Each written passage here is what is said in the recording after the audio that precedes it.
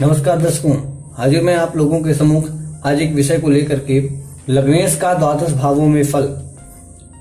दर्शकों, आज हम जानने का प्रयत्न करेंगे कि लग्नेश अर्थात लग्न का ईश जो लग्न का स्वामी होगा इन 12 भावों में बैठ करके अपना कैसा कैसा प्रभाव देगा। दर्शकों, ये आप जिसको सभी को ज्ञात है कि ये प्रथम भाव है, द्वितीय भाव है, तृतीय भाव है, चतुर्थ भाव, पंचम भाव, षष्ठ भाव, सप्तम भाव, अष्टम भाव, नवम भाव, दसम भाव, एकादश भाव और द्वादश भाव, यही द्वादश भाव हैं। और इन्हीं ग्रहों का जैसे मेष राशि है, मेष राशि के स्वामी मंगल देव हैं। देखो, ये आपको याद करना होगा। यदि आप सीख रहे हैं, आप ज्योतिष समझ रहे हैं, तो इन बातों को आपको मन में बिठाना होगा। मेष राशि के स्वामी मंगल देव होते हैं, वृषभ राशि के स्वामी शुक्र देव होते हैं, मिथुन राशि के स्वामी बुध देव होते हैं, कर्क राशि के स्वामी चंद्रमा देव होते हैं, सिंह राशि के स्वामी सूर्य देव होते हैं, बुध देव स्वामी होते हैं, कन्या राशि के सप्तम राशि तुला राशि के स्वामी शुक्र देव, वृश्चिक राशि के स्वामी मंगल देव, धनु राशि के स्वामी गुरुदेव, मकर और कुंभ राशि के स्वामी शनिदेव एवं द्वादश अर्थात मीन राशि के स्वामी गुरुदेव होते हैं। दर्शकों, इन राशियों के बारे में हमें जानना होगा, इनके स्वामी के बारे में जानना होगा। आगे चल करके यदि ये बातें अच्छे से समझ में आती हैं आपको, तो आगे चल करके इन पर नक्षत्रों पर भी चर्चा करने वाले हैं। दर्शकों, जैसे 1 नंबर की राशि लिखी है, ये नंबरिंग आप जो देख रहे हैं 1 नंबर 2 नंबर, ये निर्दिष्ट नहीं है। ये हो सकता है यहाँ पर 1 नंबर ना होता, यहाँ 6 नंबर होता, 8 नंबर होता, 10 नंबर होता, 4, अर्थात ये जो लग्न होती है, जो लग्न उदय होती है, जब सूर्योदय होता है तो वो निर्धारण करती है। जब जातक का जन्म हो रहा होता है उस समय जो पूर्वी क्षितिज पर जिस राशि का उदय हो रहा होता है वही जातक की लग्न मान ली जाती है।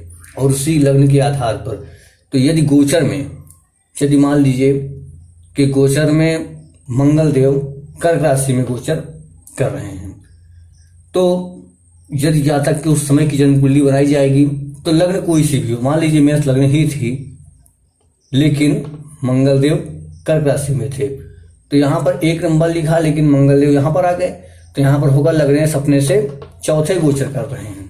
वो आपका जब जन्म हुआ, किसी जातक का जब जन्म हुआ तो मंगल देव यहाँ गोचर कर रहे थे। दर्शकों, इन चीजों को समझने के पूर्व आप समझ लीजिए कि पहले इनसे किन भावों का विचार करना होता है। लग्न से तनु का विचार, द्वितीय से धन भाव का विचार, तृतीय से पराक्रम का विचार, चतुर्थ भाव से सुख भाव का विचार, पंचम से ज्ञान भाव का विचार, पुत्र का विचार, षष्ठम से रिपु का विचार, रोग का विचार, शत्रु का विचार, कर्जे का विचार आदि किया जाता है। सप्तम भाव से व्यापार का विचार, अष्टम भाव से आयु का विचार, नवम भाव से धर्म का भाग्य का विचार किया जाता है, दसम भाव से कर्म का, एकादश भाव से लाभ का एवं द्वादश भाव से व्यय का विचार किया जाता है।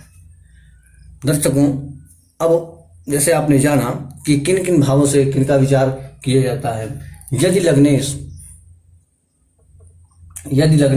1 नंबर है, 1 नंबर के स्वामी होते हैं मंगल देव। यदि लग्नेश लग्न में ही हो, जैसे 1 नंबर का स्वामी मंगल देव और मंगल देव यदि लग्न में हो तो इसका फल क्या होगा। दर्शकों, लग्न से तन का विचार किया जाता है, व्यक्ति के व्यक्तित्व का विचार किया जाता है, व्यक्ति के चरित्र का विचार किया जाता है, विचित्र के उस व्यक्ति के चित्त का विचार भी हम यहाँ से करते हैं।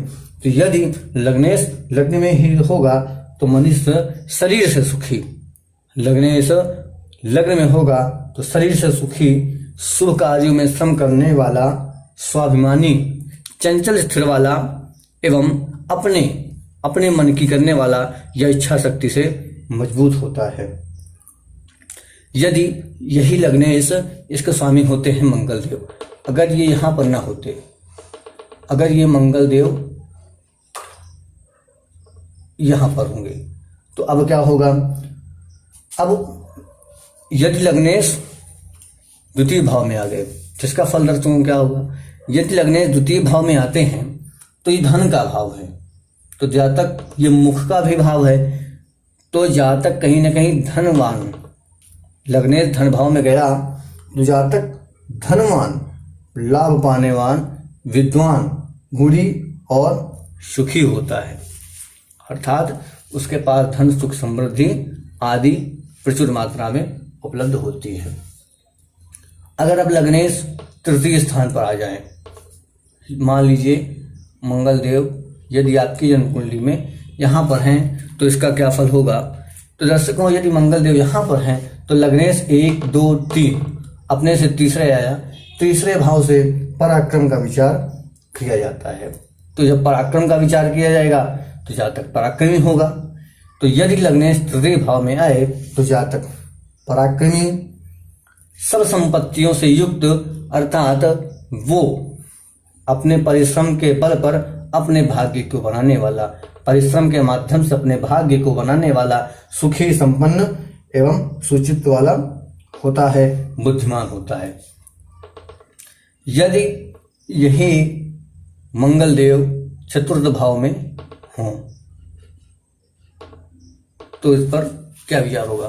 दर्शकों, यहाँ पर आपके मन में एक भाव आ सकता है कि मंगल देव कर्क राशि में नीच के होते हैं। तो मैं आपको बता दूं, ये एक सिद्धांत है कि हम लग्नेश की बातें कर रहे हैं, आगे चल करके इस पर हम लोग चर्चा करने वाले हैं कि किन परिस्थितियों पर इनका प्रेडिक्शन, इनके भावफल बदल जाते हैं। इसके बारे में हम लोग आगे चर्चा करने वाले हैं।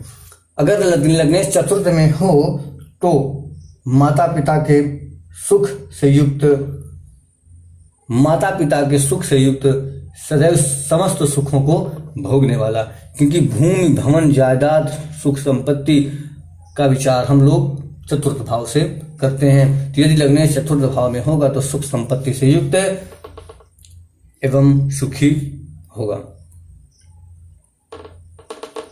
यदि लग्नेश पंचम में हो जाए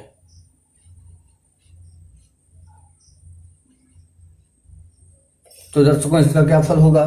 तो यदि लग्नेश पंचम में हो तो मनुष्य को पुत्र का सुख, ज्ञान का सुख, ज्ञान से सुख प्राप्त होता है। हाँ, उसके स्वभाव में चिड़चिड़ापन हो सकता है, वो चिड़चिड़ापन होगा, लेकिन कहीं न कहीं उसे ज्ञान का सुख, संतान का सुख आदि प्राप्त होता रहता है। दर्शकों, आइए, यदि लग्नेश पंचम में ना होकर के षष्ठम में हो, यदि लग्नेश षष्ठम में हो तो इनका क्या फल होगा। तो यदि लग्नेश षष्ठम में होगा तो षष्ठम से रोग, रिपु, ऋण आदि भावों का विचार किया जाता है। तो यदि मंगल देव लग्नेश षष्ठम में होंगे तो जातक को रोग, रिपु, ऋण ये सब होगा। और यदि साथ में शुभ ग्रह हो, अगर कोई शुभ प्रभाव यहाँ पर ना हो तो इसका कुछ अनिष्ट फल प्राप्त होता है, अर्थात व्यक्ति सदैव रोग ग्रसित होता है, जस तत्व से पीड़ित होता है, नाना प्रकार की समस्याएं उपयुक्त होती रहती हैं। यदि लग्नेश सप्तम में हो तो क्या होगा। अगर लग्नेश सप्तम में होगा तो ये अपने सप्तम दृष्टि से लग्न को बलवान करेंगे, अपनी ऊर्जा लग्न पर डालेंगे। ऐसा होने पर देखिए, यहां पर एक बातों का विचार करना होगा हमें। जैसे आप कभी विचार किया होगा, लग्न के सप्तम में मंगल को मानते हैं या अन्य कोई पापी ग्रह हो, इनका सीधा सीधा प्रभाव लग्न में होता है। तो यदि लग्नेश सप्तम में हो तो प्रसिद्ध लग्न को बल प्राप्त होता है। तो जो फल लग्न से होता है, ऐसा व्यक्ति नामी ग्रामी, अगर पाप, इसे मंगल पापी ग्रह है तो ये कहीं ना कहीं पत्नी के लिए अहितकर, बाकी जातक के लिए सुखकर होता है। अब लग्नेश का हम अष्टम भाव में फल देखते हैं। यदि लग्नेश अष्टम भाव में हो तो इसका क्या फल होगा। तो दर्शकों, अष्टम भाव से अचानकता का विचार किया जाता है, अचानक होने वाली घटनाओं का विचार किया जाता है। यदि लग्नेश अष्टम में होगा तो इसका फल दर्शकों ये होगा कि अचानक जातक जुआ, लॉटरी, सट्टा इत्यादि से धन कमाने वाला होता है, रोगी होता है, क्रोधी होता है, अर्थात उसको भिन्न भिन्न प्रकार की व्याधियां व्याप्त करती हैं। ऐसा फल होता है अष्टम में होने से। अच्छा, ये अष्टम इस कुंडली का एक गड्ढे का स्थान माना जाता है अष्टम, इसीलिए यदि लग्नेश अष्टम में होता है तो ऐसे व्यक्ति की रुचि तंत्र मंत्र टोने टोटके आदि में अत्यधिक होती है। यदि लग्नेश नवम में होगा तो जातक धर्मवान, कर्मवान, श्रद्धावान, ईश्वर में आस्था रखने वाला आदि होता है और नवम भाव का ये फल प्राप्त होता है। वह प्रसिद्ध होता है और समाज में पूजनीय होता है। यदि लग्नेश दशम में होंगे तो दशम भाव में यदि मंगल जी होंगे, लग्नेश दशम भाव में होंगे तो जातक पराक्रमी, कर्म करने वाला और अपने कर्म के माध्यम से व्यापार को स्थापित करके सुख भोगने वाला होगा। यदि लग्नेश एकादश भाव में होंगे, मान लीजिए मंगल देव एकादश भाव में होंगे तो लाभ भाव का स्वामी है, तो जातक लाभ कमाने वाला, लाभ से सुख को, ज्ञान को भोगने वाला होता है। अब मंगल देव मान लीजिए द्वादश भाव में होंगे, मान लीजिए मंगल देव द्वादश भाव में है तो लग्नेश द्वादश भाव में होगा तो जातक भ्रमण करने वाला, मितव्ययी और व्यर्थ के खर्चे करने वाला एवं यदि यहाँ पर शुभ राशि पड़ी है तो धार्मिक रूप में खर्च करने वाला होता है। यदि शुभ प्रभाव होता है तो उक्त फल तो नहीं होते, अन्यथा जातक इन व्ययों पर, इन खर्चों, द्वादश भावों पर राशि के अनुरूप खर्चों को निश्चित करता है, इसमें संदेह नहीं। दर्शकों, हमने लग्नेश का द्वादश भाव में फल की चर्चा करी। हम आशा करते हैं आपको अच्छे से समझ आया होगा। जो समझ ना आया हो आप कमेंट के माध्यम से पूछ सकते हैं। आप इनको प्रयास करिएगा कंठस्थ हो जाए, आप इन पर आप ध्यान दीजिएगा। बाकी जैसा भी हो इस पर आप समझ सकते हैं। जो आपको समझ ना आ रहा हो आप बिल्कुल पूछिए, और कैसा लगा वीडियो आपको आप बिल्कुल बताएं। तब तक के लिए नमस्कार।